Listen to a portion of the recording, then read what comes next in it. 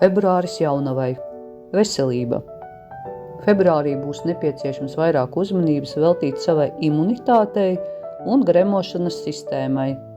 Pārliecinieties, ka jūsu uzturs ir sabalansēts un pietiekami bagāts ar vitamīniem un minerālvielām. Darbs un finanses.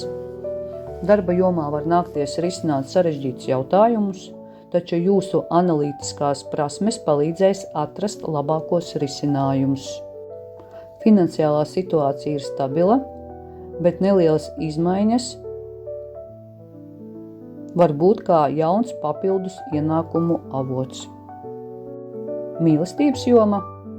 Partneru attiecībās būs svarīgi izrādīt vairāk emociju un nebaidīties runāt par savām vēlmēm. Ja esat viens, iespējama iepazīšanās, kas sākumā šķitīs draudzīga, bet var pāraugt dziļākās jūtās. Dvēseles ceļš. Šis ir piemērots laiks, lai strādātu pie savām iekšējām robežām. Kādos aspektos esat pārāk kritisks pret sevi un citiem?